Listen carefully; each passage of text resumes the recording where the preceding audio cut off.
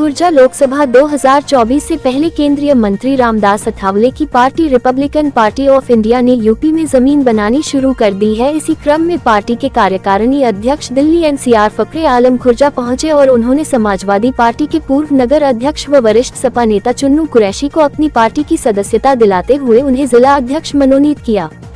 इस दौरान बसपा पर निशाना साधते हुए फखरे बोले कि यूपी में बसपा सुप्रीमो ने दलितों को हमेशा तेजपात के पत्ते की तरह इस्तेमाल किया है, जिसकी जरूरत बसपा सुप्रीमो को चुनाव से पहले एक शानदार थाली तैयार करने लिए रहती है, मगर चुनाव बीत जाने के बाद वह उन्हें ऐसे भूल जाती है जैसे खाना खाने के दौरान लोग तेजपात के उस पत्ते को भूल जाते हैं जो उनकी थाली का स्वाद बढ़ाते हैं। फखरे बोले कि आरपीआई अध्यक्ष रामदास अठावले दलित व अल्पसंख्यक समुदाय के सच्चे हितैषी हैं।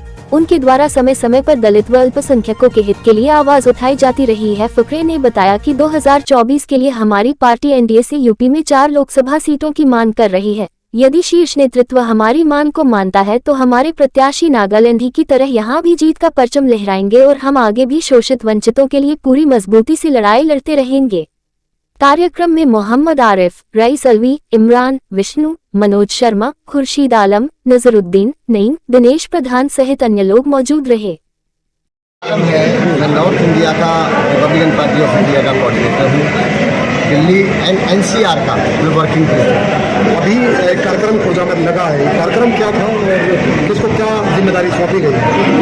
कुरैशी साहब को पार्टी में लिया गया है और इनको एनसीआर दिल्ली का जो पोर्शन है खुर्जा एनसीआर में आता है, उनका अध्यक्ष नियुक्त किया है।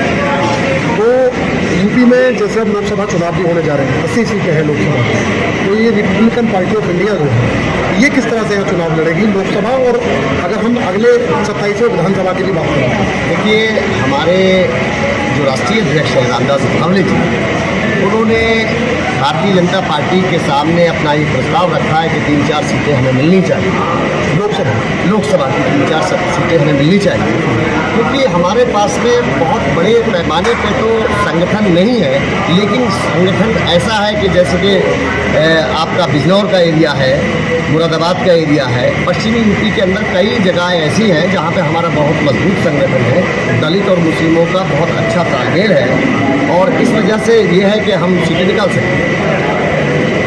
तो जिस तरीके से बहुजन समाज पार्टी जो यूपी में हमेशा राजनीति में जो है दलित और मुस्लिम की राजनीति करती है, ऐसे में आपकी पार्टी भी वही दावा कर रही है, तो सफल हो पाएंगे आपको क्या? देखिए, बहन मायावती जी का जहाँ तक ताल्लुक रहा तो उनके ऊपर जो एक बीच में क्या आज तक एक एलिगेशन लगता चला रहा है कि उन्होंने दलित समाज को एक तरीके से ठग लिया।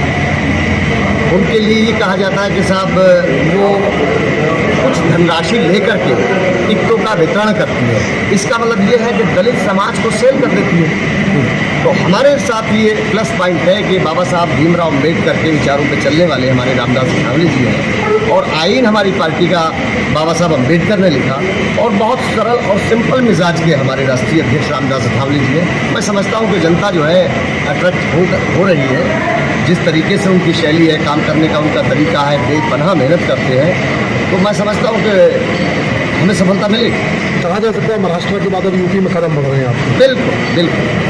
अभी हम नागालैंड के अंदर भी 2 विधानसभा की सीटें हम जीते हैं।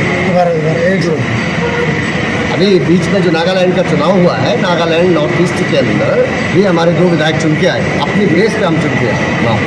अब वो सरकार में